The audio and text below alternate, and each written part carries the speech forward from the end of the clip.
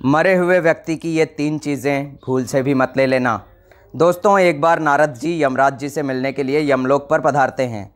नारद जी को देखकर यमराज अत्यंत प्रसन्न हो जाते हैं और उनका बहुत अच्छी तरह से स्वागत सत्कार करते हैं और उन्हें पूछने लगते हैं, हे देवर्षि, आपके यमलोक आने से मैं धन्य हुआ हूँ। कृपया आप मुझे बताइए, आज आपका यमलोक आने का क्या प्रयोजन है।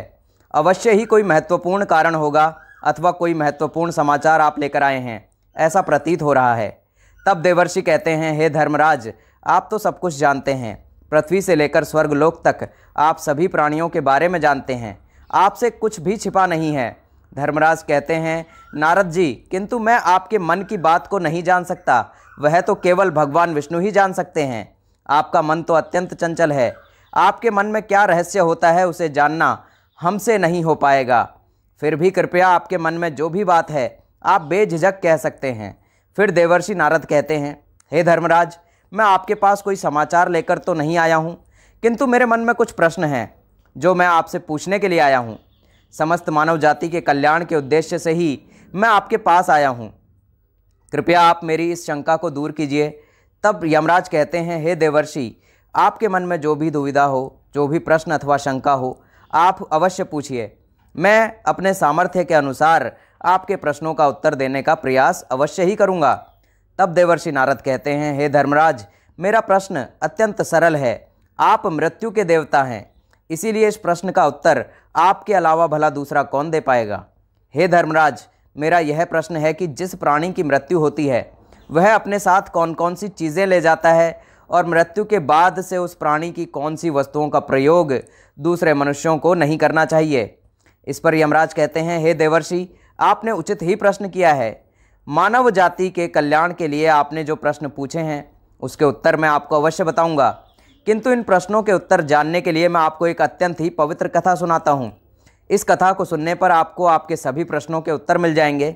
इस कथा को आप ध्यान से अवश्य सुनिएगा। इस कथा को जो भी मनुष्य ध्यान से सुनता है उसके मैं 32 अपराध क्षमा करता हूँ। फिर देवर्षि कहते हैं, हे धर्मराज, ठीक है, मैं इस कथा को पूरे ध्यान से अवश्य सुनूंगा। आप मुझे वह पवित्र कथा सुनाइए। फिर यमराज देवर्षि नारद को वह महान कथा सुनाते हैं।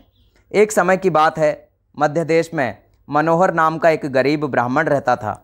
वह अत्यंत गुणवान तथा शास्त्रों में पारंगत था। उसने वेद और शास्त्रों का बड़ी गहराई से अध्ययन किया हुआ था, किंतु वह अपने ज्ञान का कभी दुरुपयोग नहीं करता था। उसने कभी अपने ज्ञान का उपयोग धन कमाने के लिए नहीं किया। अत्यंत गरीब होकर भी वह भिक्षा मांगकर ही अपना गुजारा चलाता था। फिर एक दिन वह ब्राह्मण जंगल से गुजर रहा था और चलते चलते वह एक अत्यंत प्राचीन वृक्ष के पास पहुंच जाता है। वह देखता है कि उस वृक्ष पर 3 पिशाच खड़े हुए हैं।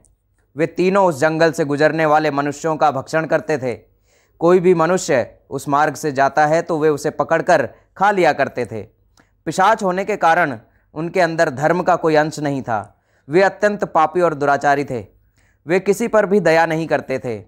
जब वह ब्राह्मण उस वृक्ष के पास जाता है तो वह पिशाच एक दूसरे से कहने लगते हैं, देखो भाई, आज ताज़ा ताज़ा भोजन आ रहा है। सबसे पहले मैं ही इस ब्राह्मण को खाऊंगा। इसका मांस तो कितना स्वादिष्ट होगा। यह ब्राह्मण केवल सात्विक भोजन ग्रहण करता होगा, इसीलिए इसके शरीर में किसी भी प्रकार के रोग नहीं होंगे, कोई कीड़े और कृमि भी नहीं होंगे। इसका मांस खाने में बड़ा आनंद आएगा। जब वह ब्राह्मण पिशाच को देखता है तो वह बिल्कुल भी भयभीत नहीं होता है।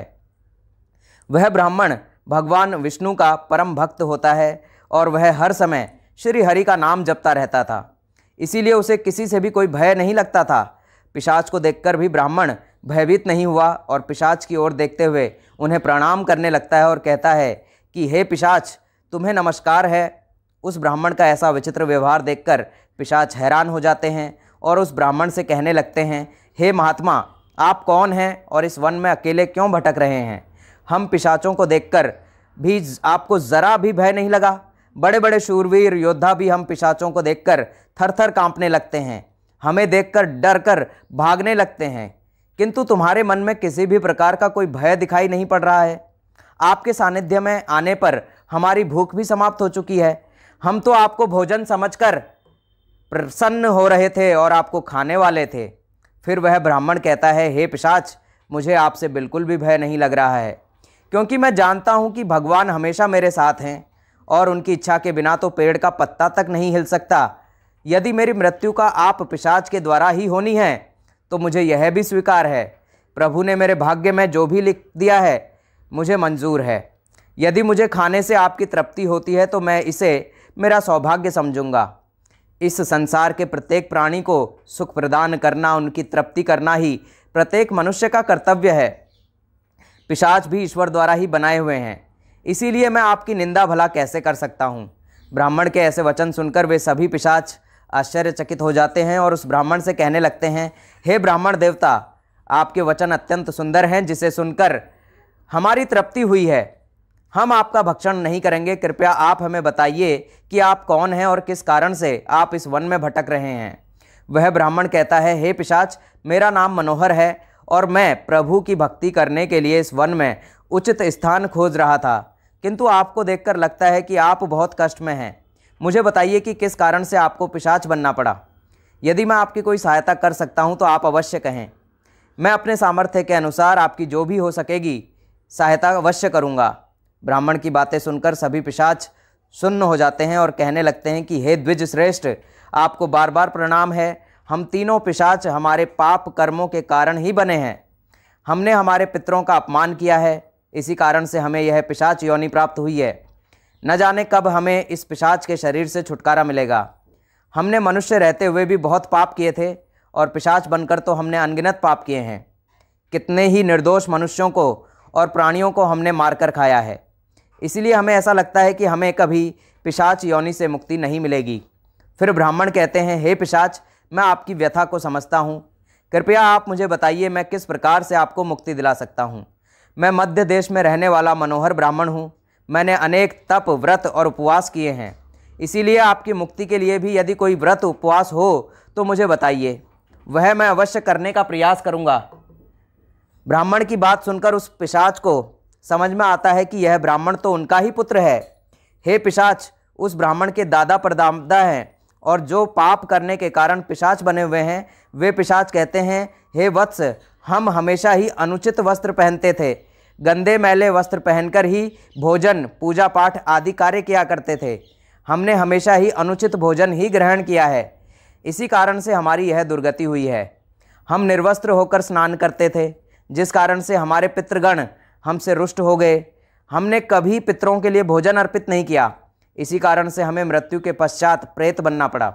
फिर वे पिशाच कहते हैं, वत्स, तुम्हारे ही वंश से हो, हम तुम्हारे पूर्वज हैं। यह ईश्वर की ही कृपा है कि उन्होंने तुम्हें हमारे पास भेजा है। अब हमें यकीन हो गया है कि तुम हमें मुक्ति अवश्य दिलाओगे। हे वत्स, तुम अभी जाओ और हमारी मुक्ति के लिए उपाय करो।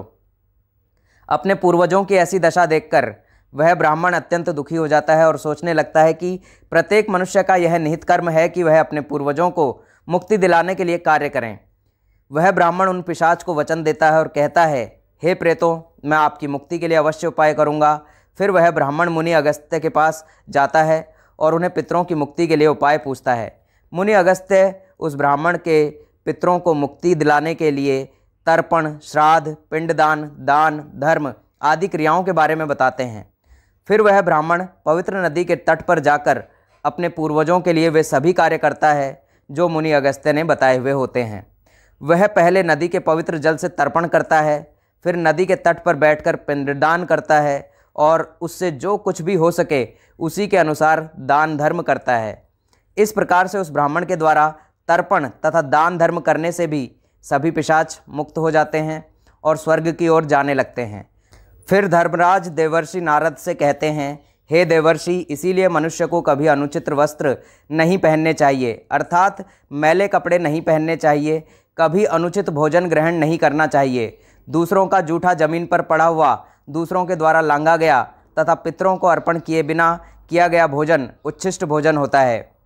देवर्षि, अब मैं आपको उन वस्तुओं के बारे में बताता हूँ जो किसी भी मनुष्य को मृत व्यक्ति की नहीं पहननी चाहिए। हे देवर्षि, मनुष्य इस संसार में जन्म लेकर कई भौतिक सुखों के मोह में पड़ जाता है। मृत्यु के बाद भी उसका मन वस्तुओं के प्रति मोह से नहीं छूट पाता है। जब तक मनुष्य सांसारिक वस्तुओं का मोह त्याग करके संपूर्ण रूप से ईश्वर को अपना नहीं लेता, तब तक वह अलग अलग योनियों में जन्म लेकर पृथ्वी लोक पर ही भटकता रहता है।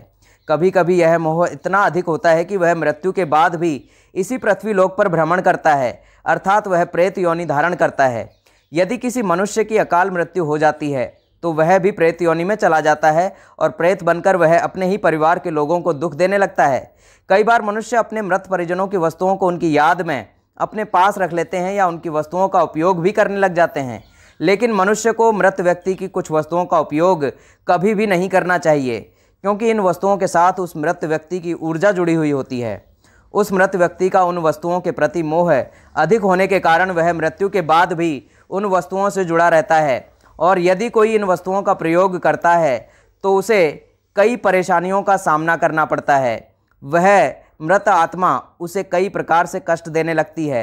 इसीलिए किसी भी मनुष्य को मरे हुए व्यक्ति की चीज़ों का इस्तेमाल कभी नहीं करना चाहिए। मनुष्य चाहे तो उन वस्तुओं को संभाल कर अपने घर में रख सकते हैं अथवा उन चीज़ों को नदी के जल में प्रवाहित कर सकते हैं, लेकिन भूल से भी उसकी वस्तुओं का इस्तेमाल नहीं करना चाहिए। उस मृत आत्मा की शांति के लिए मनुष्य उस व्यक्ति की प्रिय वस्तुओं का दान करते हैं तो यह बहुत ही शुभ होता है। सबसे पहली वस्तु है मृत व्यक्ति के कपड़े। मृत व्यक्ति के कपड़ों का कभी भी इस्तेमाल नहीं करना चाहिए, उन्हें भूलकर भी नहीं पहनना चाहिए। ऐसा करने से मृत व्यक्ति की आत्मा उस व्यक्ति से जुड़ जाती है जो इनका इस्तेमाल करता है। मृत व्यक्ति की यादें उस व्यक्ति को सताने लग जाती हैं जो उनके कपड़ों का इस्तेमाल करता है, जिस कारण से वह व्यक्ति मानसिक और शारीरिक रूप से कमज़ोर हो जाता है। उस व्यक्ति को अपने मृत परिजन की ऊर्जा का एहसास भी होने लगता है। इसीलिए मृत व्यक्ति के कपड़े कभी भी नहीं पहनने चाहिए। मृत व्यक्ति के कपड़े हमेशा दान कर देने चाहिए, जिससे उसकी आत्मा को शांति प्राप्त हो जाती है। दूसरी चीज़ है मृत व्यक्ति के गहने। मृत व्यक्ति के गहने भी उसके कपड़ों की तरह ही उसकी ऊर्जा के स्रोत होते हैं। मृत व्यक्ति का अपने गहनों से लगाव कपड़ों से भी कई गुना ज़्यादा होता है, क्योंकि प्रत्येक व्यक्ति गहने खुद को सुंदर प्रतीत करने के लिए पहनता है। लेकिन जब व्यक्ति की मृत्यु हो जाती है और उसके गहने कोई दूसरा व्यक्ति पहन लेता है, तब मृत व्यक्ति की आत्मा असहज महसूस करने लगती है। वह आत्मा उस व्यक्ति को परेशान करने लग जाती है। आत्मा मोक्ष की राह पर ना जाकर इसी मृत्यु लोक में अपने ही परिजनों को परेशान करने लग जाती है। इसीलिए मृत व्यक्ति के गहनों का कभी भी इस्तेमाल नहीं करना चाहिए। व्यक्ति की मृत्यु के बाद उसके गहनों को गलाकर अन्य आभूषण बनवा लेने चाहिए, अन्यथा उन्हें मंदिर में दान कर देना चाहिए। तीसरी वस्तु है मृत व्यक्ति की माला। जीवित रहते हुए इंसान अपनी माला से ही मंत्रों का जाप करता है। उसके गले की माला ही उसके जीवन भर के पुण्य की कुंजी भी होती है। मृत्यु के बाद व्यक्ति की माला को कभी जीवित मनुष्य को धारण नहीं करना चाहिए। उसकी माला को पवित्र नदी के जल में प्रवाहित कर देना चाहिए। पवित्र नदी उस मृत मनुष्य के सभी पुण्यों को बहाकर स्वर्ग में ले जाती है। यमराज कहते हैं, हे देवर्षि, मृत्यु के बाद मनुष्य अपने साथ केवल अपने पाप और पुण्य लेकर जाता है, सभी भौतिक वस्तुओं को यहीं पर छोड़ देता है। इसीलिए उसे कभी उन वस्तुओं के प्रति अत्यधिक मोह नहीं करना चाहिए। इस प्रकार से यमराज ने नारद जी को मृत व्यक्ति के संदर्भ में यह अत्यंत महत्वपूर्ण कथा सुनाई। मैं आशा करता हूं कि यह कथा आपको बहुत अच्छी लगी होगी। दोस्तों, आज की यह वीडियो अगर आपको अच्छी लगी हो तो चैनल को ज़रूर सब्सक्राइब कर लीजिएगा और कमेंट बॉक्स में जय श्री कृष्ण ज़रूर लिख कर जाइएगा। प्रभु श्री कृष्ण आप सब पर सदैव अपनी कृपा बनाए रखें। वीडियो के अंत तक बने रहने के लिए आप सभी लोगों का बहुत बहुत धन्यवाद दोस्तों।